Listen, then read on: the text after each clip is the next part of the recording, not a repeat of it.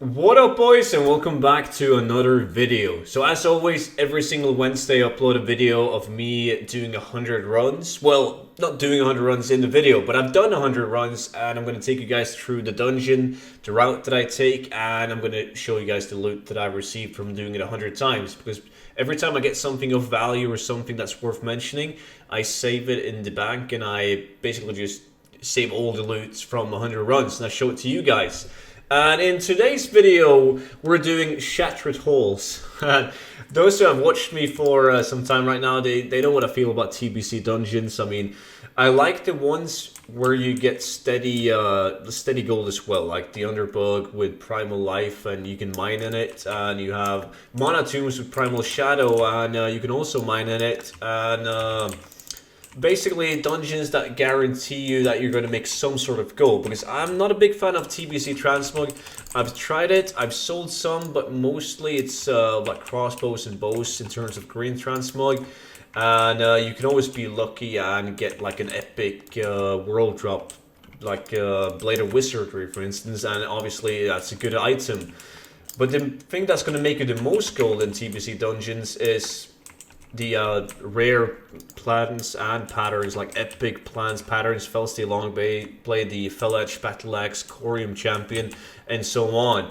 But they're really hard to get. I've done 100 runs and I've received like 5-6 of them, and I've done 100 runs and I've received 0. So it's kind of a long shot. You spend 10 hours doing 100 runs. Doing 10 runs of Shattered Halls doesn't take you an hour, but since you're capped, I like to say that 10 runs equals an hour.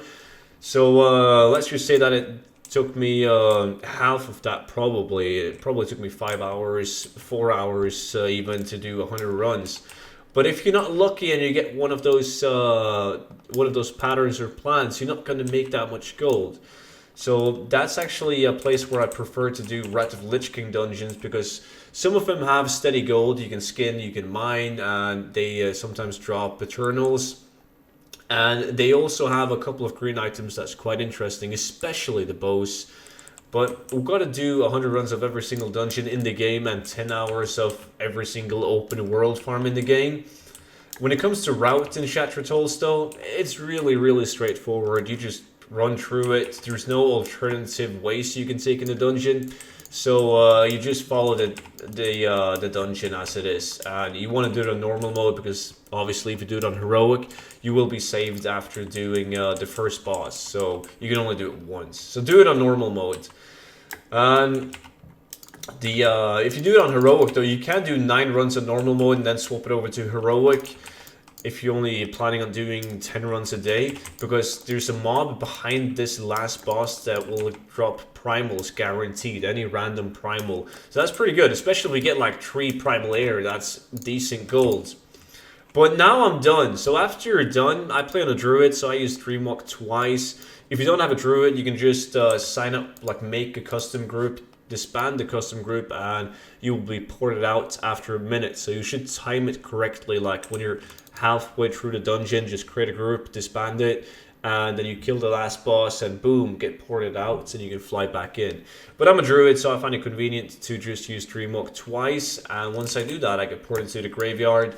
I just reset the dungeon and fly back in, and that's pretty much it. But what you all care about, the only thing that really matters is, what did I get from doing it 100 times? It's bad, dude. It's really bad. I know it's RNG, and I could have done 10 runs and received 2 insanely good plans. But in terms of green items, I got this bow. Market value 13k, 6k on my realm. This bow is 16k market value, and only goes for 1,000 gold on my realm. I got this blue item. Nothing special about it, but I've sold a lot of these. And I got the masked, what's it called? Mask of Veiled Death, 2 of these. I got 2 designs. This one, 25,000 gold market value, but only 300 gold on my realm. This one is 9,000 gold market value, 200 gold on my realm.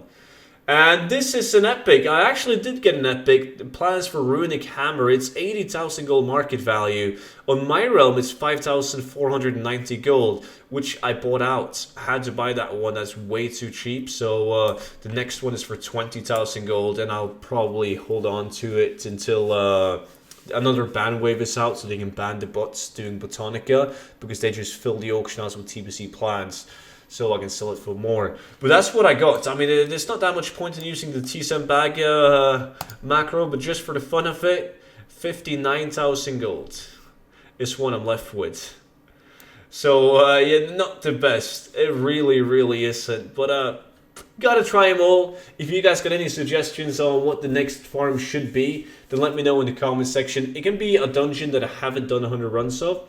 And it can also be an open world farm that I haven't done 10 hours of. So just leave that down in the comment section. Subscribe and like if you haven't. And I will see you all in the next video. Until then, bye-bye.